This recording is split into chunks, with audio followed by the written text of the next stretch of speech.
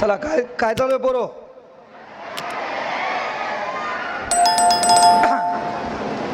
ते वरचे बसलेले बरोबर बसा, म्हणजे खालच्याच्या भोकांडीवर पडणार नाही याची काळजी घ्या. आवाज येईना का? हा, आवाज वाढवा नाही तर तुझ्या कानात येऊन बोलावं लागल. पोरो लक्षात घ्या. सर याला एज्युकेशन काय लागते? एज्युकेशन काहीच नाही का? 12वी पास किंवा BA BCom BSc कुठलीही डिग्री, याच्यातून तुम्हाला 30-35 हजार रुपये महिना कमवता येतो है ना. IT वाला, आतापर्यंत आपण फिजिक्सवाला ऐकलं होतं, MPSC वाला ऐकलं होतं, आणि आता IT वाला, याच्या अगोदर एक IT बाबाही ऐकला होता आपण, बरोबर आहे. मुख्य गोष्ट लक्षात घ्या की सेलू सारख्या ठिकाणी समजा तुम्हाला बोलणं कर बाजूच्याला, एक माईक काय करा, एक एक्स्ट्रा ठेवा, मी त्याला तिथे गेल्यावर प्रश्न विचारणार आहे. अरे माझ्याकडे दे, तुझ्याकडे दे, तुम्ही तुझ्यापाशी. हा पोरं लक्ष द्या इकडं.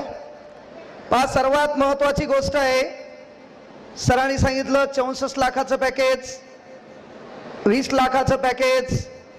इथं बसलेल्या मायबापांना एक विनंती आहे की आपल्या लेकराला पैसा कमवायचं हे जरूर शिकवा. आपल्या लेकराला पैसा कमवायचं हे जरूर शिकवा, पण त्यासोबत माणुसकीही शिकवा. ती सध्या काळाची गरज आहे. कारण इथं बसलेली पोरगी नीटचे क्लास करत असेल तर आताचे मायबाप लेकराला म्हणतात, बाळा जी कर JEE, नाहीतर नीट कर NEET है ना. आजकालचा प्रत्येक मायबाप आपल्या लेकराला म्हणाले, एक तर काय कर JEE जी कर, नाही तर NEET नीट कर. आमच्या काळात बाप आमच्या पेचकडात 2 लाथा घालायचा, जे बी करायचं ते नीट कर म्हणायचा. काळ बदललेला आहे. हा, सांगायचं तात्पर्य एकच लक्षात घ्या. हे का म्हणायलो की आपल्या माईनं आपल्या बापानं पोराला एक शिकवा की बाळा तुला डॉक्टर व्हायचंय, नो प्रॉब्लेम. तुला MBBS डॉक्टर व्हायचंय, नो प्रॉब्लेम. तुला इंजिनियर व्हायचंय, नो प्रॉब्लेम. पण हे होत असताना तू लहान होता तेव्हा आम्ही एका दवाखान्यात गेलो होतो, आणि दवाखान्यात जात असताना 15,000 रुपये बिल झालं होतं. 5,000 रुपये कमी व्हावेत म्हणून तुझा बाप कॅबिन समोर 5 चक्रा मारू लागला. येणाऱ्या काळात तू डॉक्टर होय, बऱ्यापैकी मोठा दवाखाना टाक, पण त्या दवाखान्याच्या कॅबिन मध्ये तू जेव्हा बसलेला असेल तर समोर एखादा गोरगरीब शेतकरी, ज्याच्या गळ्यावर फाटलेला रुमाल असेल, ज्याच्या शर्टाला कुठतरी छिद्र पडलेला असेल, ज्याची चप्पल तुटलेली असेल, त्याला तू ह्या कॅबिन मध्ये येऊन 5,000 रुपये कमी करावे ही म्हणण्याची येळ येऊ नये. तुझ्या मनाने ते कमी करावेत, असा तू डॉक्टर होय, हे मायबापानं पहिले आपल्या लेकराला शिकवा.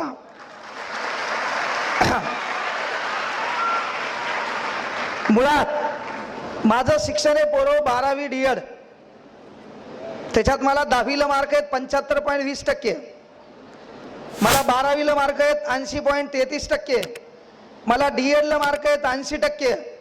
पण याच्यात गफलत एक आहे, ह्या तिन्ही परीक्षेमध्ये हे मार्क माझ्या मनाचे नाहीत, पूर्ण कॉप्याचे.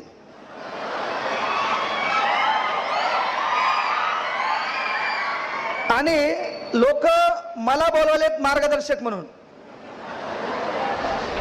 त्याच्यात जी ही फील्ड आहे, या फील्डचा ना आपला धतुरा काही संबंध नाही.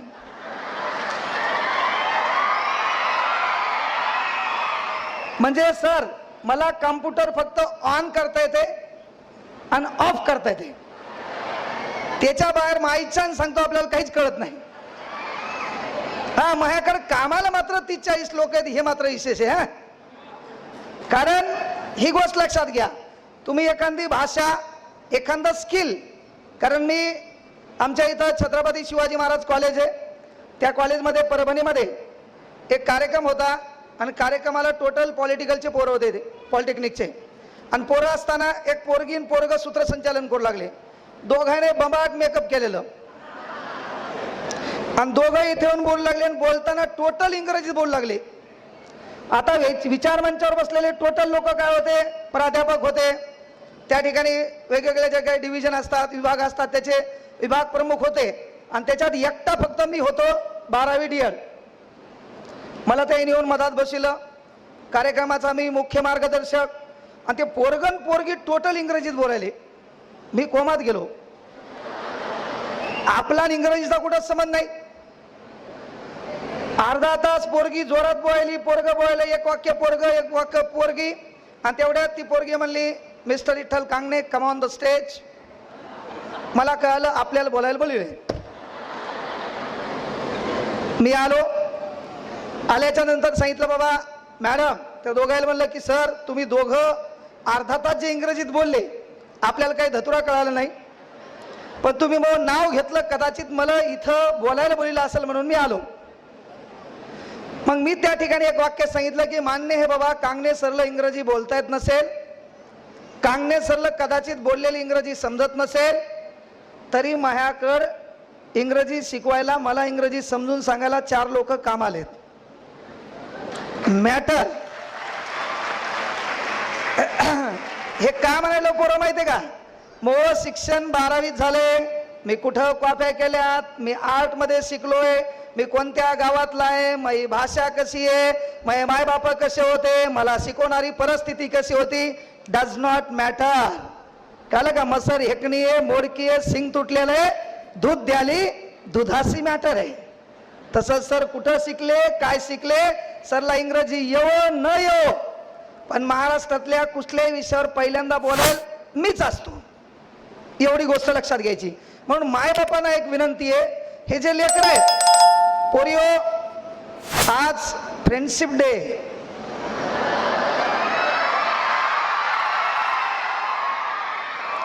इथं बसलेल्या तमाम मायबापांना विनंती आहे, तुमचा लेख म्हणून सांगायलो, हिच्या हातात फ्रेंडशिप बँड दिसला,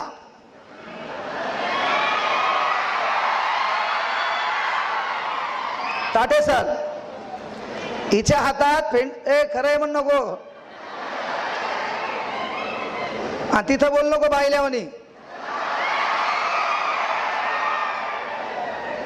हिच्या हातात फ्रेंडशिप बँड दिसला, ते जर मुलीनं बांधला असेल तर नंबर 1 कार्यक्रम आहे. पण जर तो बँड पोरानं बांधला असेल तर कार्यक्रम बिघडला आहे. कळलं का, पोरगी नीटला गेली, नीट होऊन आली, क्लासला गेली फिजिक्सच्या, कॉफी शॉप मध्ये बायोलॉजी, बापाच्या डोक्याची केमिस्ट्री.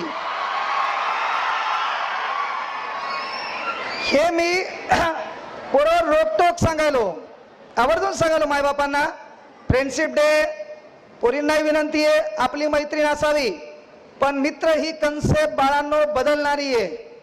तुमचे 5वीला मित्र वेगळे होते, त्याच्यातलं एखादं नाव तुमच्या लक्षात आहे. 10वीला तुमचे मित्र होते, त्याच्यातलं एखादं नाव लक्षात आहे. 12वीला मित्र होणार आहेत, त्याचं एखादं नाव लक्षात आहे. त्यानंतर तुम्ही जॉबला जाणार आहेत, तिथं तुमचा एखादा मित्र होणार आहे. त्या ठिकाणी नंतर नोकरीला जाणार, तिथं एखादा मित्र तुमचा जीवलग राहणार. पुढं बदली होणार, तिथं तुमचा एखादा मित्र होणार. शेवटी गावाकडे जाणार, गावातला मंदिराच्या पारावर बसणारा एखादा मित्र तुमचा होणार, आणि शेवटी मात्र तू एकटाच जाणार.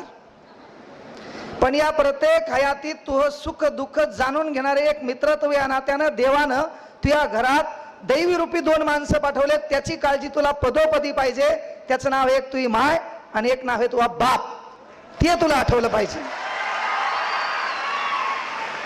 आणि हे मित्र जिंदगी सवारी, या भंगार भुंगार गाण्यानं मित्रत्व कधीच व्यक्त होत नाही. मित्र कोण, अरे आपण मोकार टाइमपास करायलो तेव्हा मित्र या नात्यानं कोणीतरी आला, आपल्या खांद्यावर हात टाकला आणि तो म्हणला, भाऊ चल अभ्यास करू. त्या बापानं ट्युशनची फीस भरताना कोणाकडे पैसे मागितले ते मी पाहिले. त्या बापाची फाटलेली बनेल मी पाहिलेली आहे. त्या बापाच्या घरावर असलेले पत्र मी पाहिलेले आहेत. तो मित्र आपला कामाचा आहे. पण मित्र मित्राच्या आयुष्याला जो नाही तो, कळलं का, प्राणी लावण्याचं काम करत असेल तर तो भिकारचोट आपला मित्र नाही.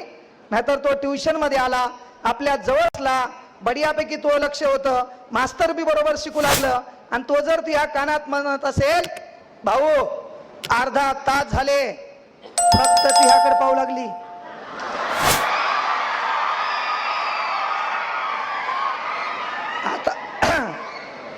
आता हे जेवढे सिट्या मारायलेत, आरडायलेत, यायला सिरियस गोष्टीशी काय घेणे.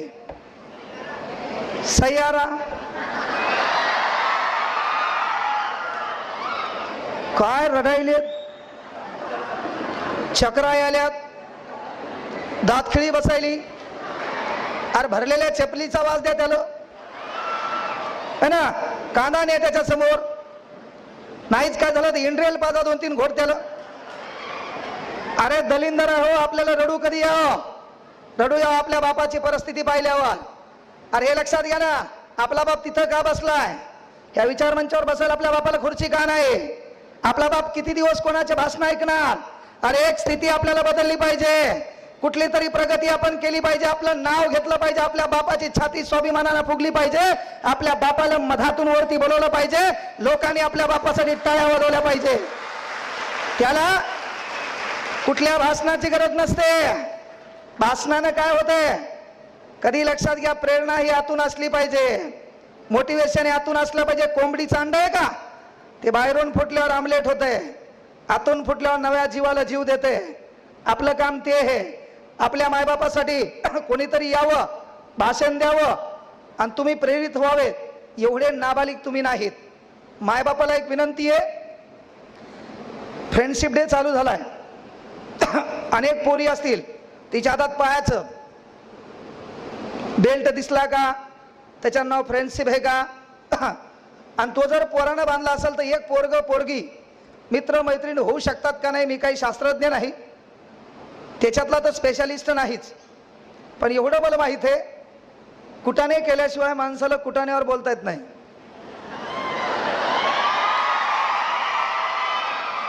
मी बोललेल्या सर्व गोष्टी यायला कळाल्या, आणि मी बोललेल्या गोष्टी ज्याला कळत नाही ते नाबालिक आहे. त्यांनी तर नसता आलं तरी जमलं असतं. पण पोरी हो, मायबापांना एक विनंती आहे, जर येणारा काळ बदलायचा असेल, आपल्या लेकराकडून काही आगळ्या वेगळ्या अपेक्षा असतील, तर सध्या हे त्याचं वय आहे का, हा कोमजलेल्या फुलातून बाहेर निघलाय, याला तुम्ही आता कंट्रोल केलं तर येणारा काळ कंट्रोल होण्याचा आहे. इथं बसलेल्या किती मोर्निंगकडे मोबाईल हातवर करा, तुम्हाला तुमच्या आवडत्या माणसाची शपथ आहे.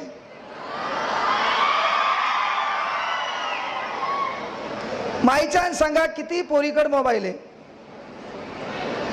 असा हातवर करा.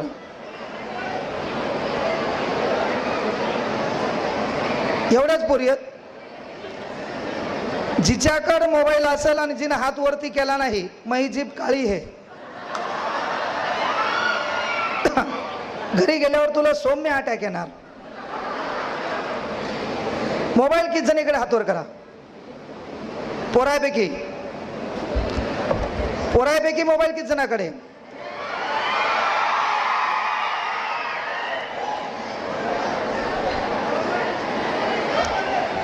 लव यू पोरो, तुम्हाला दररोज मार पाहिजे केळे हो. अरे 10वी 12वीला आहेत तुम्ही, 12वीच्या आत असणाऱ्या हातवर करा. 12वीच्या आत 12वी झाली नाही असे किती जण हातवर करा. 12वी झाली नाही असे किती जण हातवर करा. 12वी पास किती जण हातवर करा. मधल्या काहीच हात तुम्ही पहिली लेत का, मग प्रॉब्लेम काय आहे.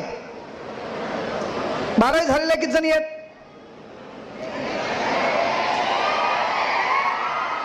नाही ते इसरून गेला असेल मी पोरग हे म्हणून.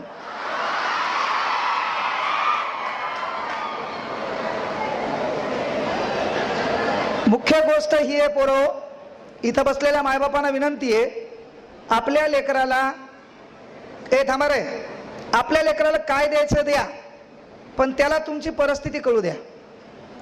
बाप या नात्यानं आपण कुठं किराणा दुकानावर कामाला आहेत ना, एक दिवस आपल्या अवलादीला सोबत न्या.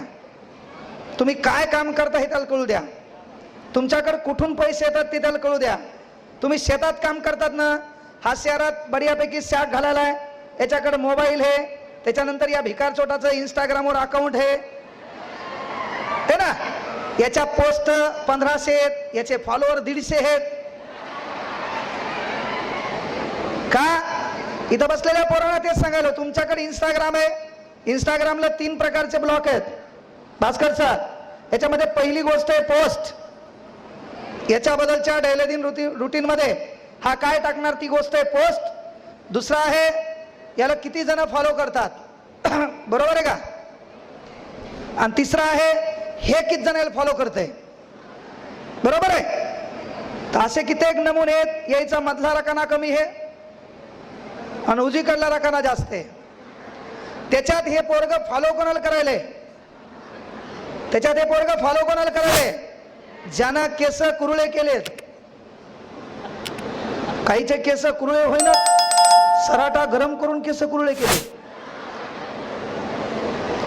हे फॉलो कोणाला करायले, ज्यानं गुंडागर्दी माजवली आहे. हे फॉलो कोणाला करायले, जो समाजामध्ये सामाजिक तेढ निर्माण करायला आहे. हा फॉलो कोणाला करायला आहे, बाईज कमबॅक. हा फॉलो कोणाला करायला आहे, ज्यानं मारामाऱ्या केल्या. हा फॉलो कोणाला करायला आहे, ज्यानं दुसऱ्याच्या डुप्लिकेट गाड्या फिरवल्या. अरे फॉलो करायचं छत्रपती शिवाजी महाराजांच्या विचारांना, फॉलो करायचे डॉक्टर बाबासाहेब आंबेडकरांच्या संघर्षांना, फॉलो करायचे आपली परिस्थिती बदलण्यासाठी लिखाणाच्या माध्यमातून तुमचं आणि आमचं डोकं सुधारण्याचं काम करणाऱ्या अण्णाभाऊ साठेंच्या लेखणीला. आपलं व्हायला काय माहितीये का, आपण या फॉलोच्या नादामध्ये मी आवर्जून सांगतो पोरो, रील पेक्षा रिअल लाईफ वर फोकस करा. ही जी तुमची रील लाईफ आहे का, याच्यापेक्षा रिअल लाईफला फोकस करा. आणि जेव्हा आपलं काम चांगलं असतंय का, काम चांगलं असतंय तेव्हा आरशात भांग पडताना आपण केसातून हात वरती घालतो, तेव्हा त्या आरशातल्या चेहऱ्याकडे पाहून आपण आपल्याला म्हणू शकलो पाहिजे, I am not reel star, I am real star. ते म्हणता आलं पाहिजे. आणि ते म्हणायचंय त्यासाठी काम तसं लागल.